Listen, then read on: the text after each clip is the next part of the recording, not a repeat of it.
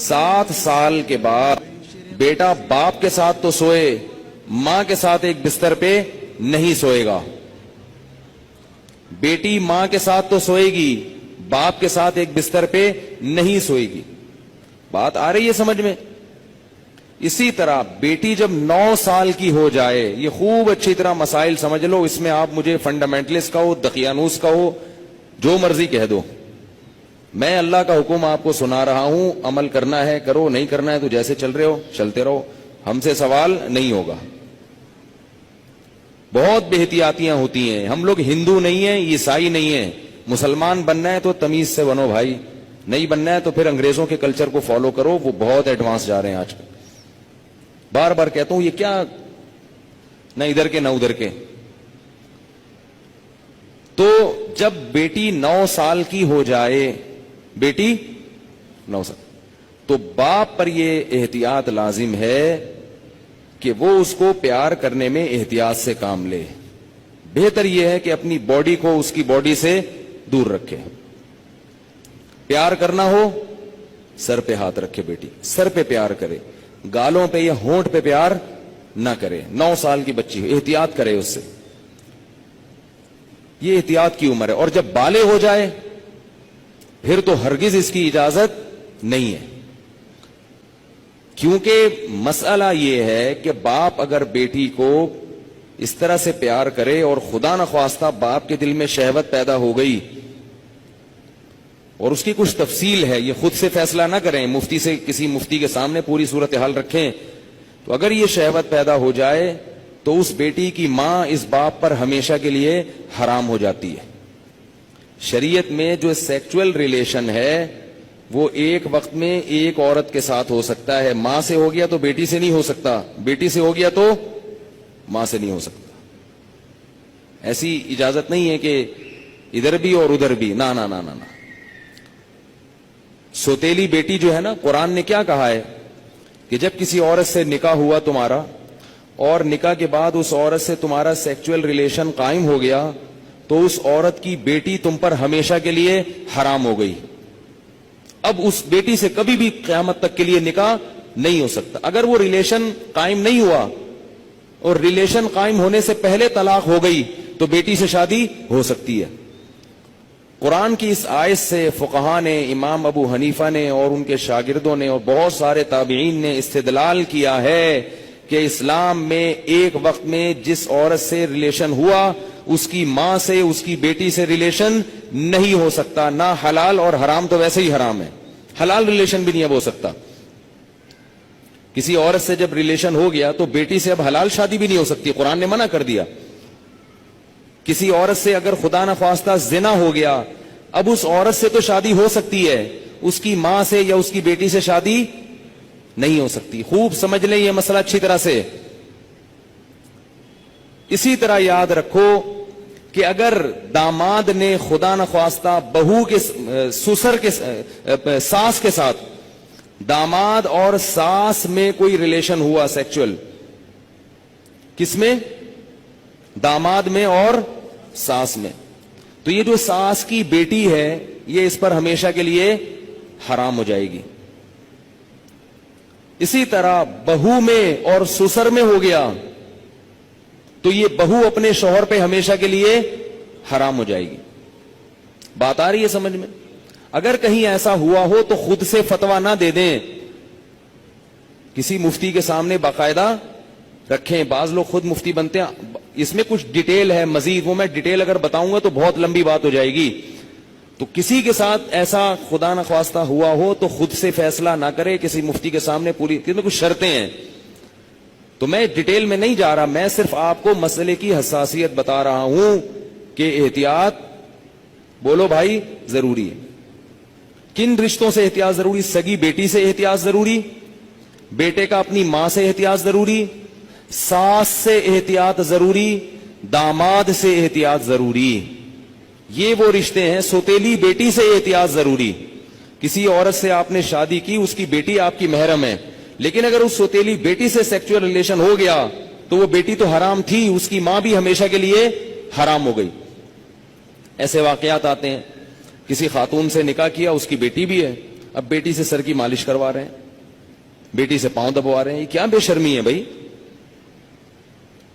جوان بیٹی سے جو ہے نا وہ پاؤں دبوا رہے ہیں, سر کی مالش کروا رہے ہیں. اور بہت سارے ایسے واقعات آتے ہیں, فون آتے ہیں کہ جی جوان بیٹی تھی, اس سے ایسے میں کر رہا تھا تو مجھے شہوت پیدا ہو گئی, میں کیا کروں. کیا کریں بھائی, آپ کی بیوی حرام ہو گئی اور کیا کرو. حضرت یہ کیا, مجھے تو پتہ ہی نہیں تھا. شریعت کے علم, مسئلے کا علم نہ ہونا اس سے یہ تھوڑی کہ شریعت ہی بدل جائے گی. آپ گئے پاکستان آئے, آپ کو نہیں پتا کہ لال بتی پہ گاڑی روکنی ہے اور ہری پہ چلانی. آپ کو پتا نہیں تھا. لال بتی پہ آپ سگنل توڑ کے آگے چلے گئے, پولیس والے نے روکا تو آپ کہہ رہے مجھے تو پتہ ہی نہیں تھا کہ لال پہ روکتے ہیں. چھوڑ دے گا آپ کو وہ.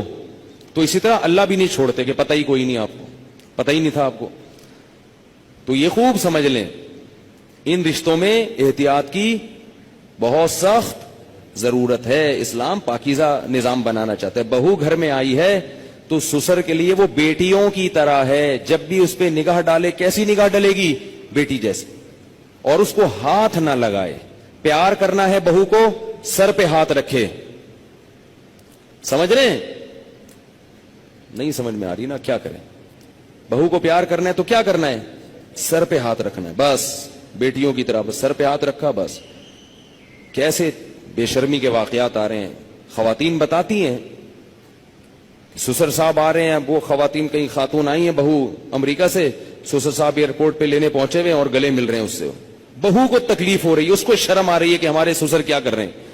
اس کو شرم محسوس ہو رہی ہے کہ میرے یہ سسر صاحب کیسے ہیں. لیکن وہ بیچاری بول نہیں سکتی. وہ بولے گی تو سسر کیا کہیں گے کہ مجھے باپ نہیں سمجھتی, مجھے باپ مجھ پہ شک کرتی ہے. کیوں بھائی؟ تو سسر کو مسئلہ سمجھا دیں. میں یہ نہیں کہہ رہا کہ وہ بیچارہ غلط ہوگا, ہو سکتا ہے وہ بیٹیوں ہی کی طرح گلے مل رہا ہو, اور ہر ایک کی سوچ غلط نہیں ہوتی, کسی سے بدگمان ہونے کی اجازت نہیں ہے. اصول ہیں بھائی. 100 آدمیوں میں سے ایک اگر غلط ہوگا تو اس ایک غلط کے شر سے بچانے کے لیے مزید 99 کو بھی منع کیا جائے گا. الحمدللہ ہمارے گھروں میں خیر غالب ہے.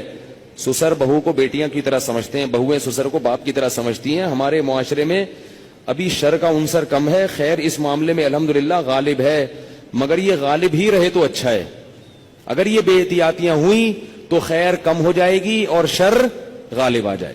تو اچھے اور خاندانی لوگوں کے ہاں یہی ہوتا ہے کہ بہویں اپنے سسر کے سامنے ذرا لپٹ کے بیٹھتی ہیں, چادر وادر سر پہ لے کے بیٹھتی ہیں. ایک تقدس ہوتا ہے, ایک رشتہ ہوتا ہے. اسی طرح یاد رکھو, بہو کے لیے, سسر کے لیے یہ غلط ہے, جائز نہیں ہے کہ وہ بہو کے کمرے میں بغیر پرمیشن کے داخل ہو جائے.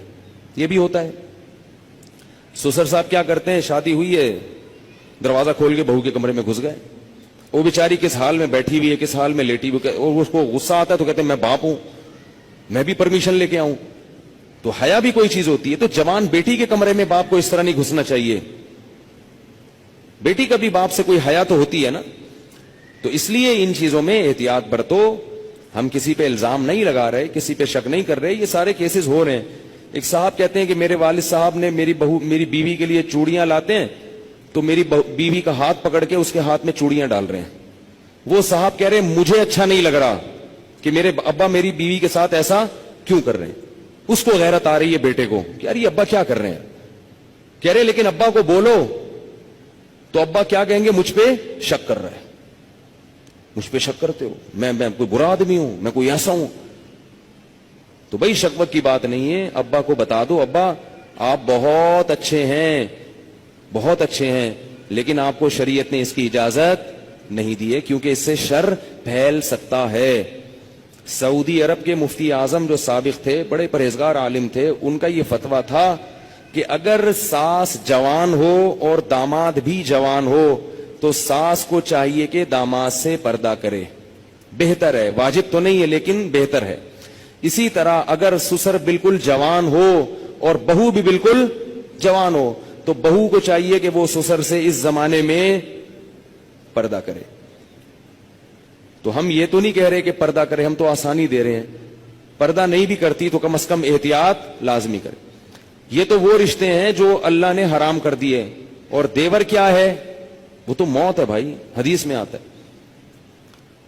ٹھیک ہے اس سے رشتے حرام نہیں ہوتے, دیور سے خدا نخواستہ کوئی سیکسول ریلیشن ہو گیا تو نکاح پہ فرق نہیں پڑتا, مگر رسول اللہ صلی اللہ علیہ وسلم نے دیور سے اتنی احتیاط کا حکم دیا, فرمایا الحمو موت, دیور کیا ہے؟ موت جیسے. سب کچھ ہوتا ہے گھروں میں اللہ کے بندو, اتنا گھننا بننے کی ضرورت نہیں ہے, احتیاط برتو. جوان بھابھی کیوں دیور کے سامنے آ رہی ہے, کیوں فری ہو رہی ہے؟ ٹھیک ہے آپ کے گھر میں نہیں ہوتا, آپ کے ہاں اچھا ماحول ہے, لیکن یہ ماحول اچھا جب ہی رہے گا جب احتیاط رہے گی, ورنہ آہستہ آہستہ کیا ہوگا, خراب ہو جائے گا ماحول. تو یہ ایک بات تھی جو میں نے بتانی تھی آپ لوگوں کو کہ اس میں احتیاط ضروری ہے.